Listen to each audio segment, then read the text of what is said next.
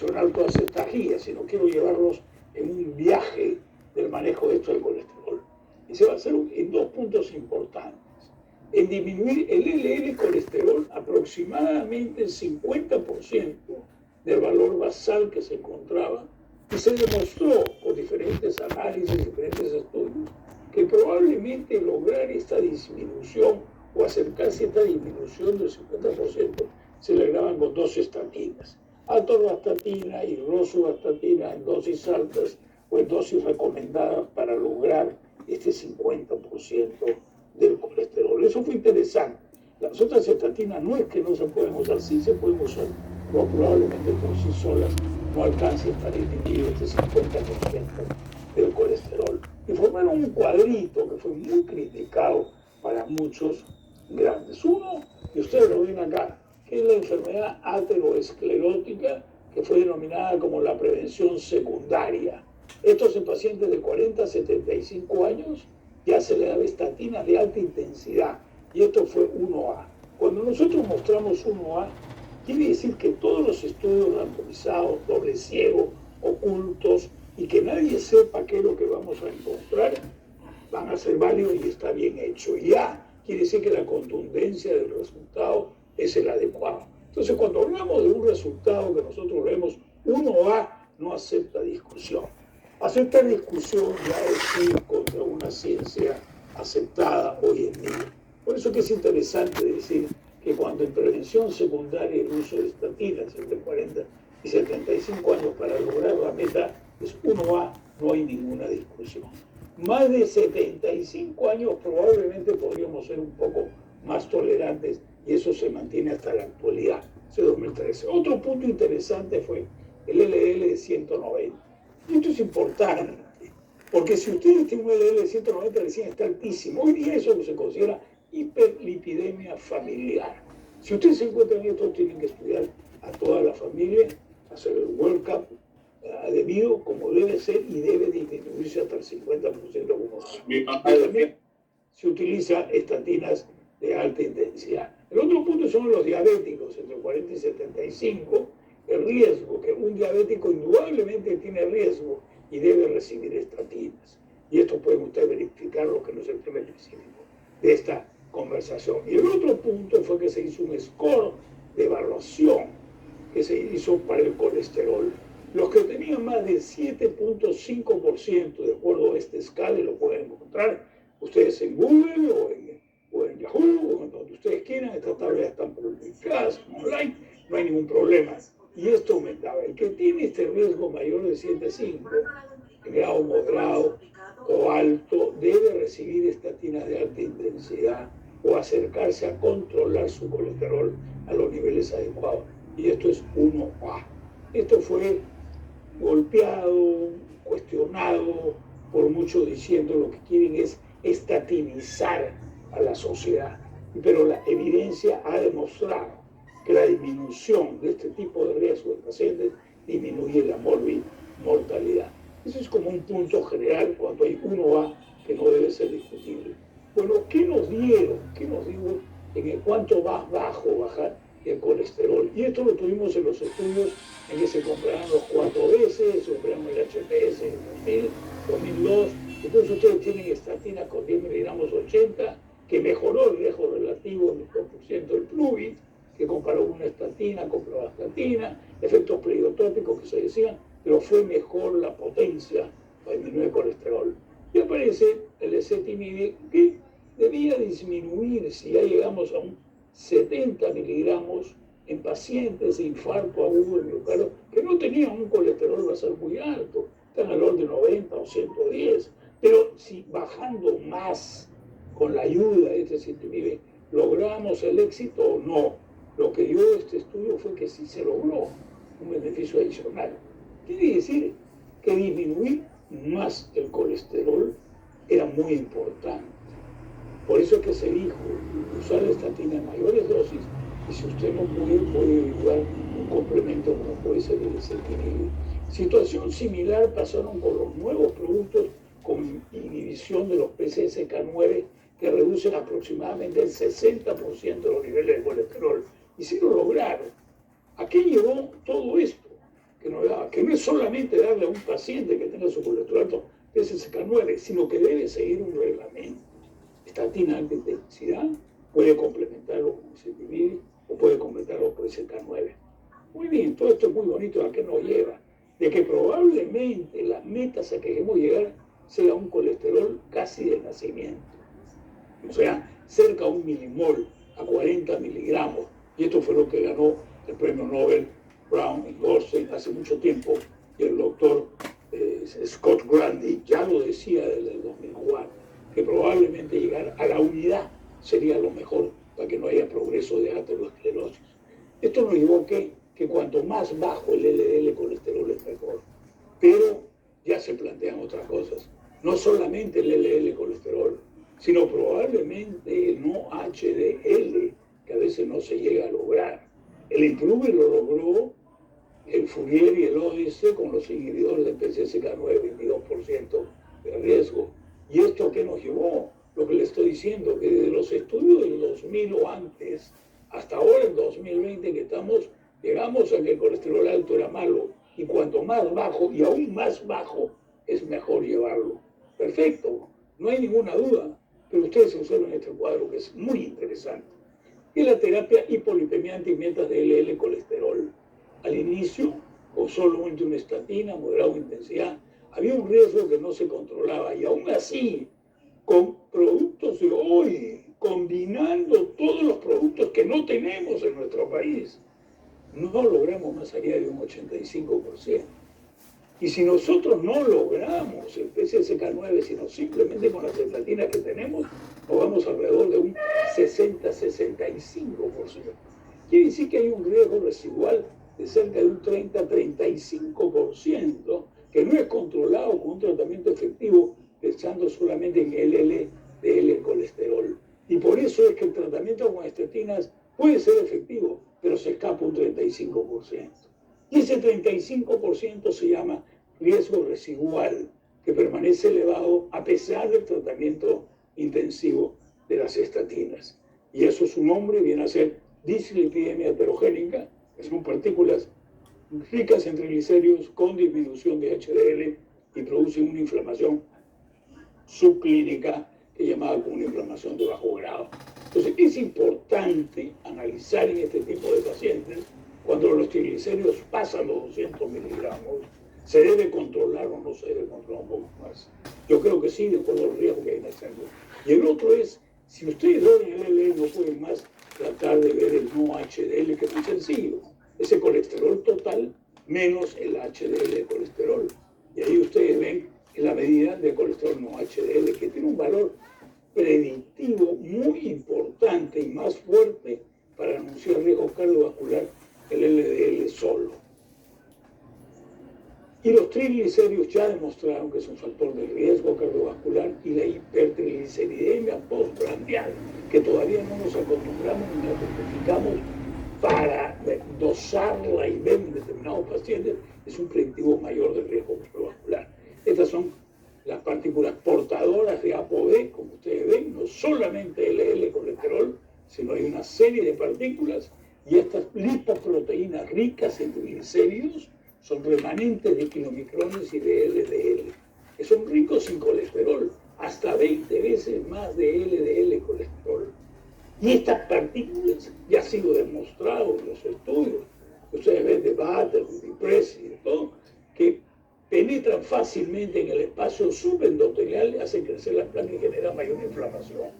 O sea que el objetivo de terapia lipídica es reducir no solamente el LDL colesterol, sino todas las partículas portadoras de ApoB, porque son generadoras de aterosclerosis y aumento del núcleo lipídico que puede causar el problema.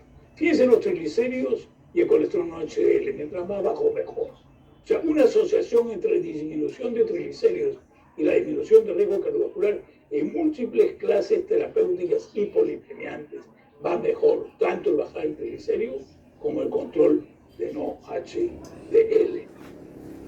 Y recuerden que a mayor concentración de triglicéridos hay mayor porcentaje de LDL pequeñas y densas. Y esto lo ven acá. Ustedes en el fenotipo B, que cuando mayor es el triglicérido, probablemente mayor porcentaje de partículas heterogéneas de LDL existe. Entonces, no se debe mirar diferente solamente el LDL, y más en nuestra región. Entonces, no es lo mismo un nórdico o un europeo que está centrado en una población de LDL colesterol o una población como la nuestra, que es latinoamericana, con otras costumbres, con otras etnias, que probablemente eso es lo que va a variar.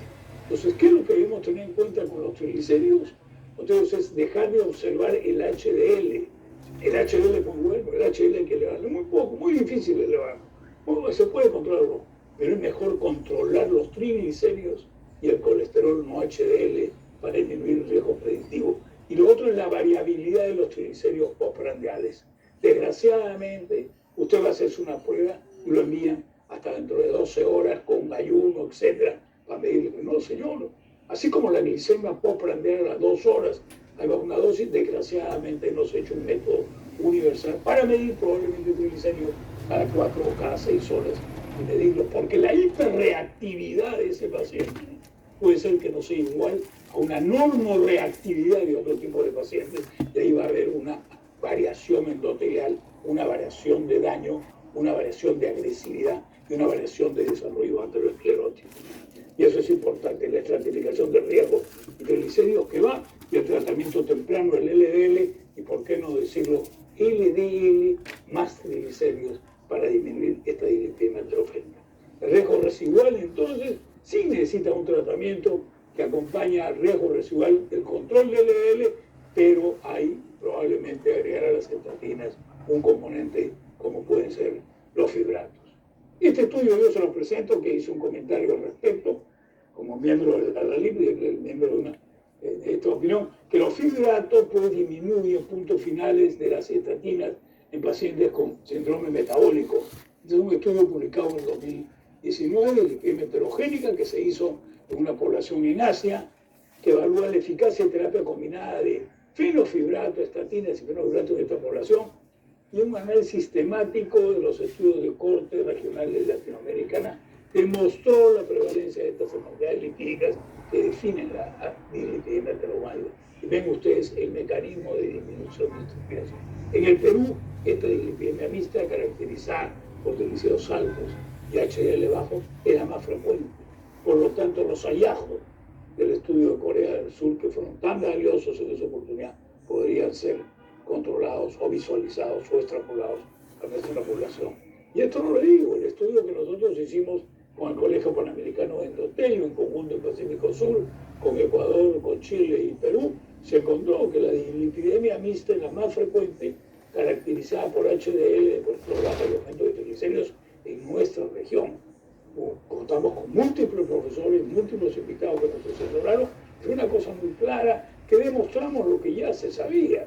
Y esto mismo ha sido plasmado en el grupo de la LIP, un grupo de consenso latinoamericano que tuve el gusto de participar también con otros peruanos, como la doctora Medina, como el doctor Félix Medina y como el doctor Julio Chirino, que estuvimos ahí en todas estas mesas en diferentes grupos, en donde demostramos que también que la dislipidemia heterogénica era la más frecuente en nuestra región. Por lo tanto, no debemos dejarlo de cuidado, no debemos dejar de ignorarlos cuando es la situación en nuestra realidad. En la última revisión de fibratos, en el potencial rol del riesgo de disminución cardiovascular, la terapia con fibratos se consideraría como la estrategia óptima para el manejo de riesgo cardiovascular residual, incluso cuando se trata de la terapia adecuada con estatinas, especialmente en aquellos con hipertrigliceridemia y nivel bajo de HDL colesterol, y usted lo ve que está publicada. El grupo Accordion, que fue una cosa que pareció el grupo Accord, ustedes vieron que se beneficiaron con el grupo de fibratos en determinados grupos, pero no en general, pero si el grupo de ensayo que recibió la terapia con estatinas y fibratos resultó tener un beneficio heredado sobre mortalidad en todas las causas de primer seguimiento. Además, se encontraron efectos beneficiosos a largo plazo para la mortalidad de todas las causas, la mortalidad por enfermedad cardiovascular y los principales problemas para enfermedad coronaria. Por lo tanto, este análisis del acuerdo pues, conlleva importantes implicaciones clínicas, entre las cuales resalta los posibles beneficios del inicio temprano de la terapia con fibratos en los pacientes con diabetes y dislipidemia. Y esto es lo que quiero insistir, los posibles beneficios de inicio temprano en el tratamiento y no esperar. ¿Qué tenemos últimamente con este viaje que le estoy llevando a través de las guías? Y tenemos las guías del 2018 y las guías del 2019, que son las últimas.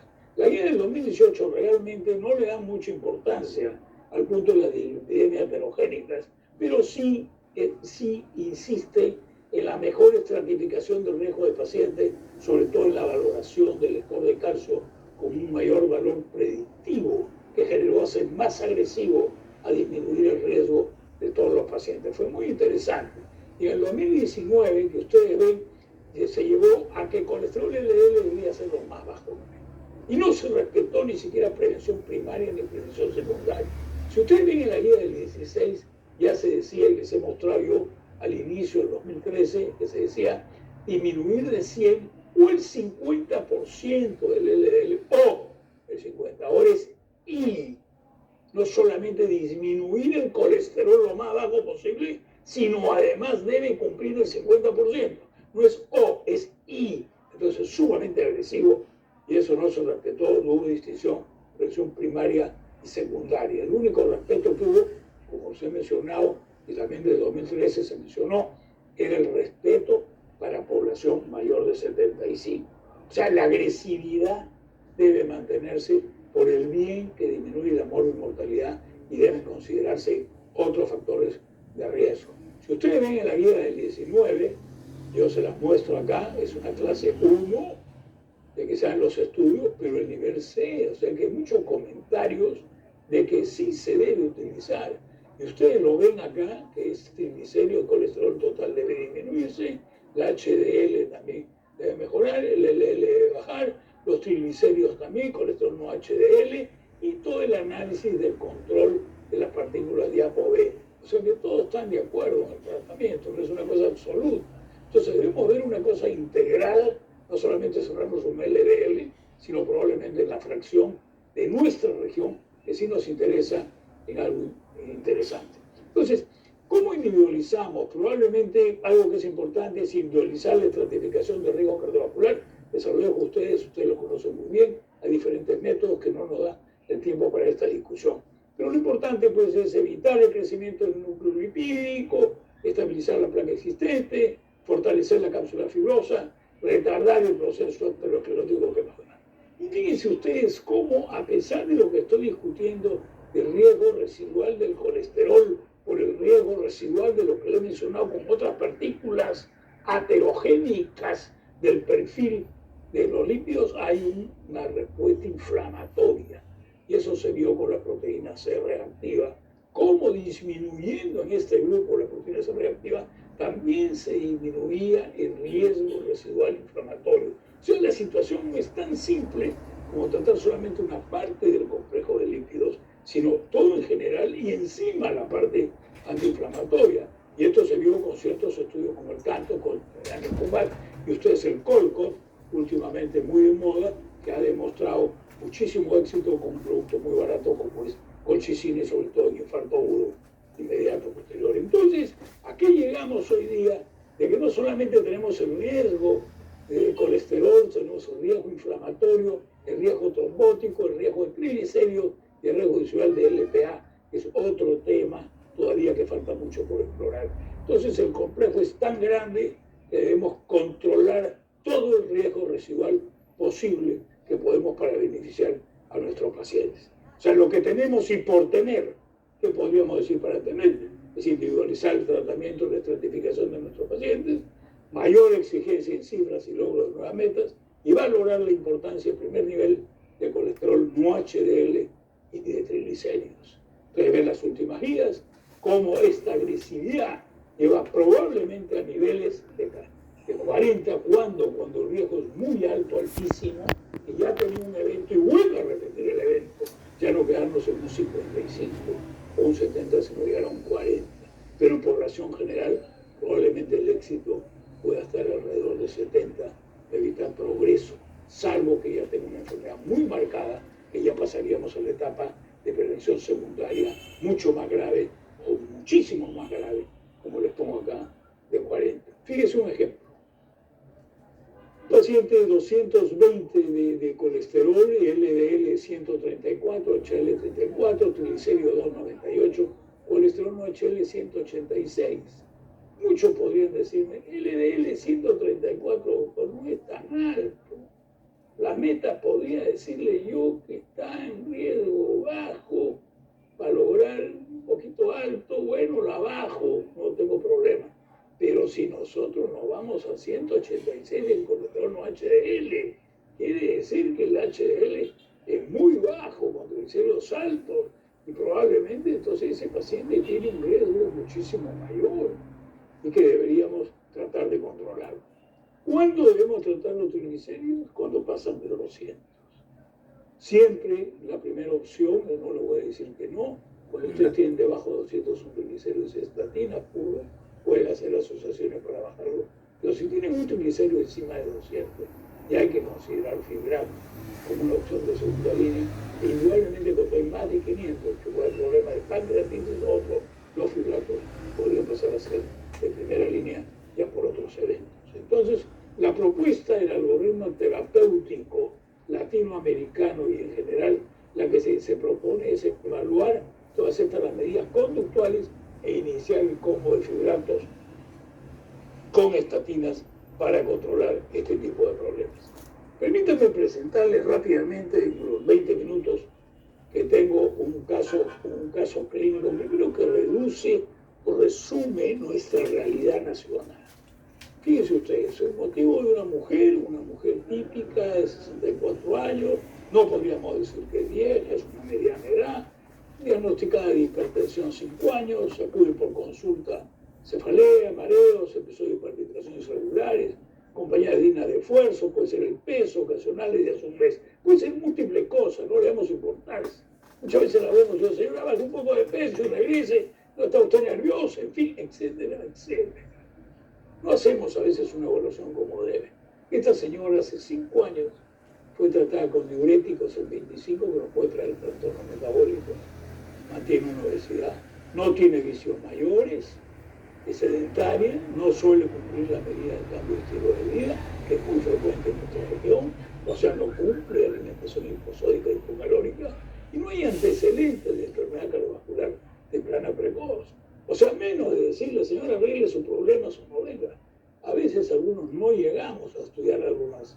Estudiamos a esta mujer, y esta mujer ya tiene un perímetro abdominal mayor de 94, con una hipertensión ya en grado 2, no en grado 1. El resto no es nada significativo en esta mujer. Hacemos una hematología, la hemoglobina está muy bien, tenemos una glucosa de 116, su creatinina la mantiene, número 1, colesterol ya tiene alteraciones de 232, HDL bajo para ella 38 y triglicéridos altos de 250. ¿Cuántos de estos casos ven en su práctica? Un montón. Aseguro que con este caso no me da problema, igual que las transaminasas, igual. Orina básico. Podemos tomar un electro, podemos hacer otras cosas y podemos, sí, ¿por qué no estudiarlo? Pero a veces no nos reportan el LDL colesterol. Yo creo que eso es importante sacarlo. Recuerden ustedes la fórmula de Friedewald.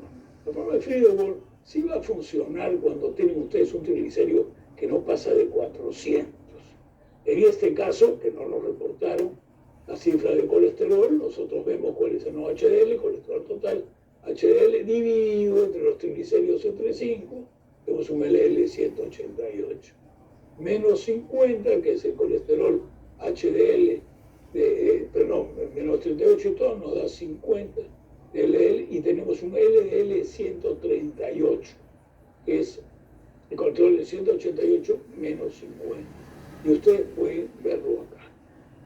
Fíjense ustedes, si nosotros queremos una meta del LDL colesterol en 70, solo para LDL 138, lo ideal es llevarlo a 70, menos de 100, hoy hemos bajado 30 puntos, lo ideal en una población de riesgo como esta señora, que tiene síndrome metabólico, que vamos a ver, y tiene hipertensión grado 2, y es una paciente de alto riesgo, por consiguiente su colesterol debe ser menos 70.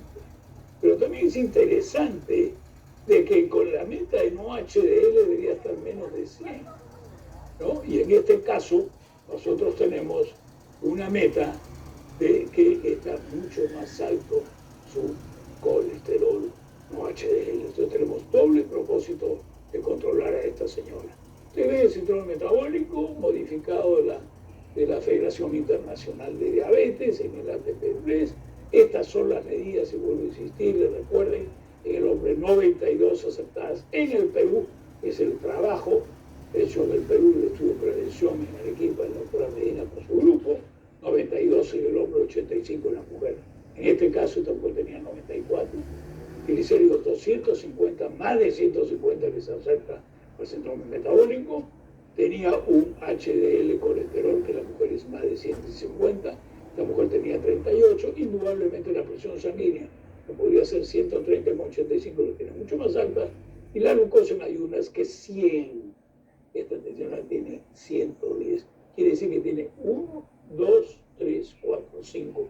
Todos los premios para decir síndrome metabólico con hipertensión grado 2 es de alto riesgo, sin ninguna duda. Esto lo vemos a diario y muchas veces no lo pensamos así, no queremos analizarlo y se nos va en nuestras narices. Le hicimos algo más a esta señora, porque le digo, el electrocardiograma, que puede ser curioso, depende de la fórmula que ustedes quieran, esto, pero tenía una hipertrofia de la izquierda, o sea, ya tiene daño subclínico de órgano blanco, y además es un ecocardiograma. En el ecocardiograma tenía la fracción de eyección normal, tiene una disfunción diastólica tipo 1, ¿por qué? Porque tenía dilatación de la aurícula izquierda y una hipertrofia de la leve que confirmaba su electrocardiograma. Otros pueden hacer microalbuminuria, filtrado glomerular, en este caso no se hicieron, que son muy sencillos de hacer. Entonces, este grado 1 de esta señora, que se pensaba que podía ser un grado moderado, al encontrar lesión en órgano blanco, no necesariamente diabetes, como tiene, entonces pasa a un riesgo alto, y un riesgo alto amerita tratamiento combinado, tratamiento agresivo para controlar en esta paciente. Entonces, el caso clínico, el tratamiento en esta paciente, cambio de estilo de vida que todo el mundo debe tener con control de los factores de riesgo, la dieta hipocalórica y posódica, ejercicio físico, activarla nuevamente a esta mujer. Para el tratamiento se le cambia saltar con amlodipino combinado en una sola dosis, que lo indican en las guías europeas cuando es grado 2 de hipertensión o cuando el paciente es de alto riesgo, probablemente la combinación de un bloqueador de canales de calcio o un inhibidor de ECA o un IECA o un bloqueador de receptor de autoglucosa está indicado. En este caso se le dio amlodipino en una sola dosis, combinado, que usted lo puede dar para lograr mejor adherencia. Se le dio por la glucosa un poco alto, se le dio metformina, y para la dislipidemia heterogénica que tenía, se hizo la combinación de simvastatina con fibrato de 145, que como ustedes saben es el producto que hoy día tenemos combinado en dos, que se llama Symmetry, de los amigos de agua. A considerar si se evalúa o no esas palpitaciones, eso ya habría que verlo en cada paciente, y un caso tan sencillo puede dar muchísimo más. Entonces, ¿cómo concluir? Y podríamos concluir, fíjense ustedes, que el consenso del tratamiento de la dislipidemia heterogénica, ¿qué nos da? Nos muestra algo que es muy claro. Los pacientes con hipertrigliceridemia y HDL bajo, es decir, con dislipidemia heterogénica, se beneficiarán con estatinas combinadas con fibrato y 2020 aceptado. Dislipidemia heterogénica, estrategias de manejo y riesgo residual, un trabajo que nosotros hicimos, que lo tenemos en prensa, hemos publicado, que la reducción del LDL colesterol con terapia agresiva es la piedra angular en la reducción de enfermedad cardiovascular. Sin embargo, el riesgo residual es un importante indicador de eventos cardiovasculares, por lo que debe ser óptimamente abordado y reducido con un enfoque individual. Esto en nuestra región es primordial, y yo, por favor, quiero que no lo pierdan en cuenta. Todos estos esfuerzos, como mensajes finales, se los doy, que es el esfuerzo de la Sociedad Interamericana de Cardiología, que tengo el honor de participar en un grupo de trabajo en prevención y epidemiología cardiovascular en este consenso, y es el control que hoy día debe llamarse la reducción global del riesgo cardiometabólico.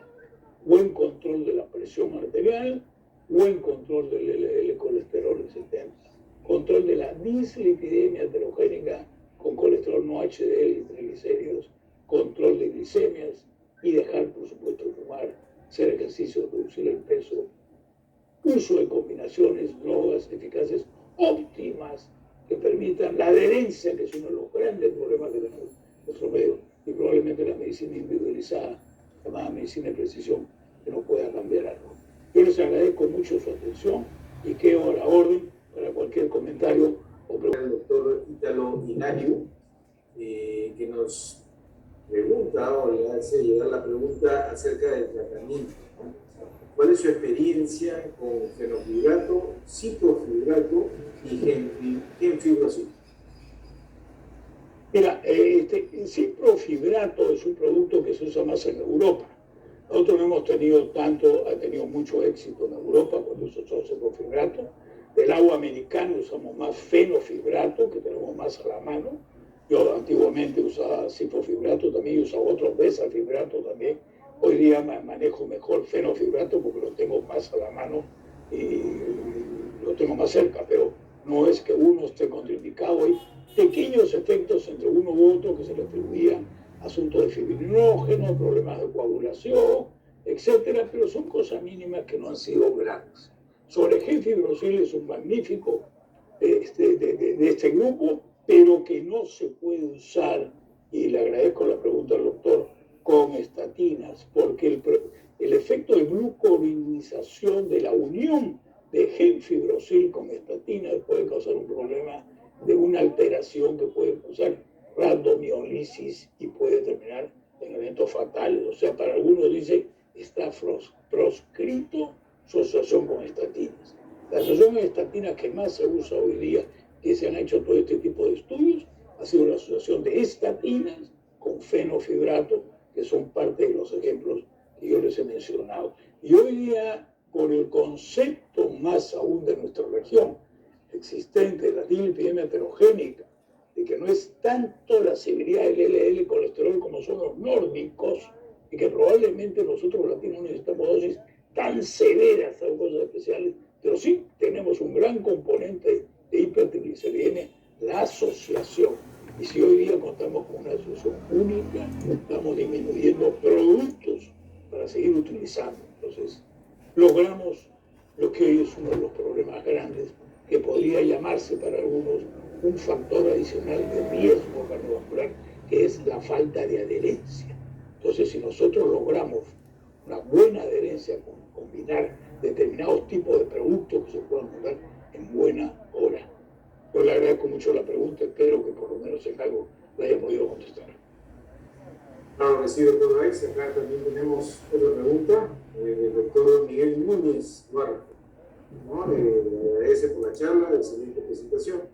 Y pregunta si la metformina, por sus efectos secundarios en un paciente diabético, ¿cuál sería la terapia a seguir? No, yo no creo que la metformina es un producto muy bueno, muy bien tolerable. Algunos lo están usando ya hasta parte del síndrome metabólico antes de ser un paciente diabético, simplemente con elevación de glicemia, porque disminuye la glucemia, es bien tolerable, y para empezar la dosis, hay gente que tiene gastritis o problemas, puede ser que no lo tolere, entonces algunos aconsejan empezar en dosis más bajas, ir subiendo, pero por ese efecto secundario. Ahora, la metformina es muy tolerada, se acompaña muy bien con cualquier otro tipo de productos que quieran usar para controlar, tanto con DPP4, con inhibidores con análogos o con inhibidores de SGLT2, y se asocia también con insulina. Entonces va muy bien, yo no creo que tenga una contraindicación. La mayor contraindicación para tener una metformina es en un paciente con un daño renal más avanzado, o probablemente en un paciente que entre en una hospitalización aguda, en un shock. Entonces no continuar con metformina porque podríamos complicarnos algo de la función renal, pero en líneas generales es un muy buen producto. Ahora, ¿dónde trabaja mejor la metformina? Que uno cree que solamente por el hecho de tomar la metformina. Si usted hace ejercicio y acompaña el ejercicio y la dieta con metformina, el efecto va a ser muchísimo mejor. No solamente que se ha probado que solo ejercicio puede ser mejor que solo metformina, pero la asociación, cuando hay ejercicio de por medio, iría muchísimo mejor. Un colega que no se ha identificado nos pregunta que hay ocasiones que los perfiles lipídicos solo está alterado el nivel de HDL, está bajo. ¿Cuál sería su recomendación terapéutica en esos casos? O sea, solo HDL bajo, no hay hipertrigliceridemia, no hay problema de LDL y solamente HDL bajo. Eso va con una gran carga genética de determinación, es un problema. Subir solo HDL, los grandes expertos como el profesor Weidman ya dejó un poco, que era un gran aficionado y fanático del HDL, y decía, no es que lo haya abandonado, sino que ahora estoy mirando más a los triglicéridos y a problemas de colesterol, no HDL. Es raro solo HDL. Mejorar solo HDL es muy difícil. Y una carga genética es bajar de peso, no fumar, vitamina C, haga ejercicio, es muy difícil subir. Ahora, ¿qué partículas subir? 1, 2, 3. Tómese un trago y le va a mejorar. Daño no le va a hacer, pero realmente estamos mejorando un HDL. El HDL es funcional, no lo conocemos en toda la población. Solo HDL yo le diría mantenga en regla todo lo demás, efectos de los otros factores de riesgo. En un momento se intentó con niacina o con otra cosa, es muy difícil, ya no lo tenemos en el medio, poco tolerable. Si es solo como único factor, yo seguiría al paciente a mejorar la calidad de estilo de vida y los otros factores de riesgo. La doctora Elba Anchante nos pregunta, un paciente con dislipidemia, además de hipertensión arterial, diabetes histórico, ¿qué otro tratamiento recomendaría, además del que ya ha sido mencionado, la combinación de fenofibrato y simvastatina? Bueno, yo creo que esta persona habría que verla, ¿no? Si tiene una hipertensión sistólica aislada, eso quiere decir que eso se ve en gente mayor.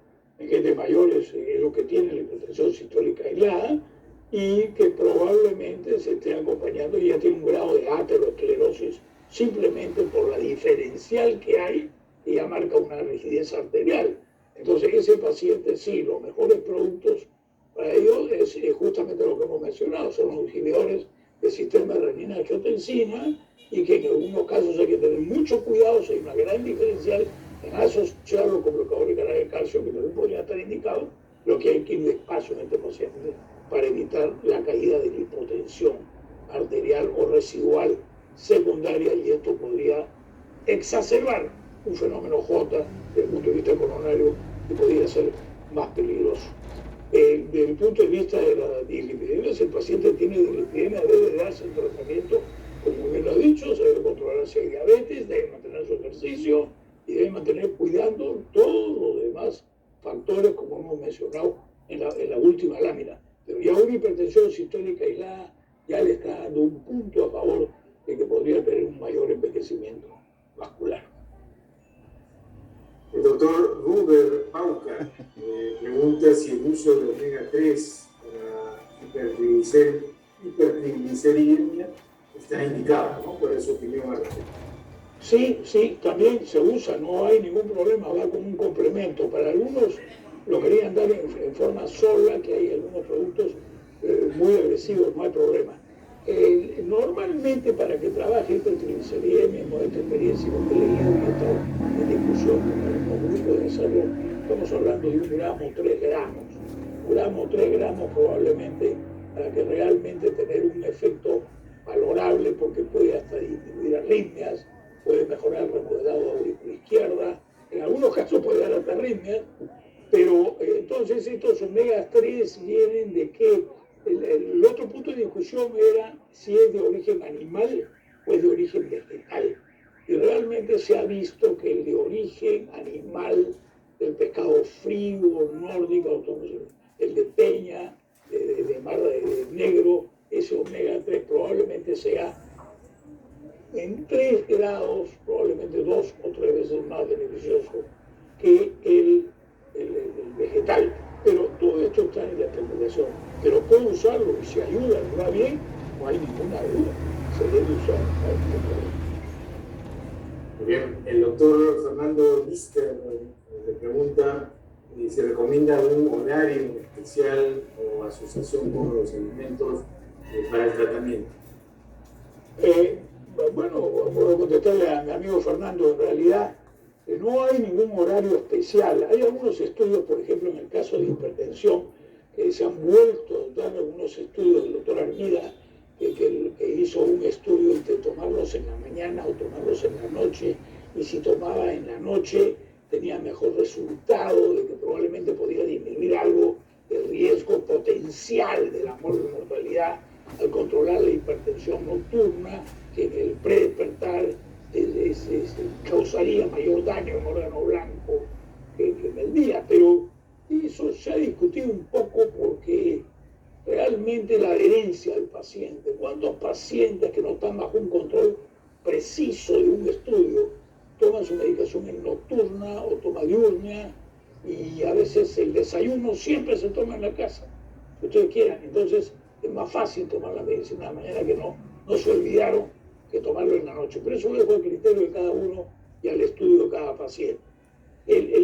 Para usar los productos de colesterol, no tanto los fibratos de colesterol, es mejor tomarlos en la noche porque el metabolismo de probablemente mayor producción o daño sistémico se podría hacer nocturno. Entonces recomienda ese tipo de productos tomarlos más en la noche.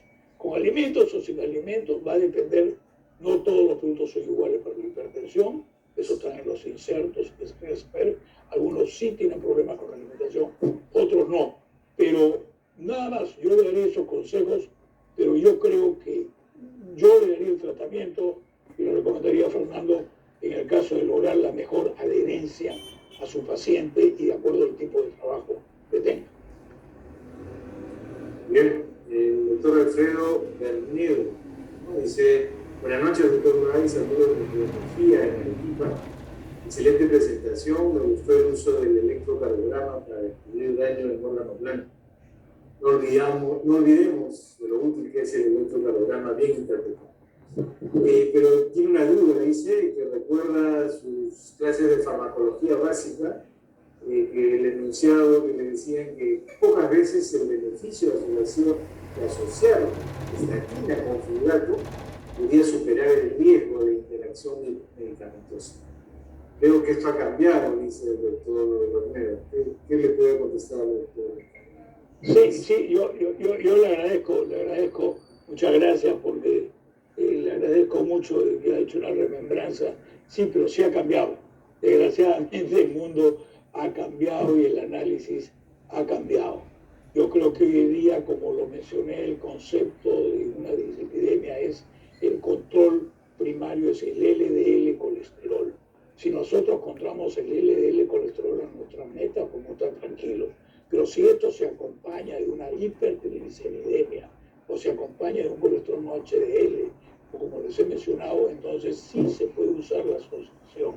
Y la asociación no necesariamente tiene que ser full de estatinas para recién pensar en dar el control de las triglicéridos. Probablemente en nuestro medio, nuestra población, no necesariamente habría que intentar en dar estatinas tan fuertes, tan grandes, que probablemente menores estatinas o de segundo plano asociadas a un triglicérido podrían dar los resultados del control de LDL colesterol para ese paciente y controlar los triglicéridos. Como les he mencionado, y el riesgo es global, no solamente debe verse el LDL colesterol, sino debe verse la hipertrigliceridemia y el colesterol no HDL.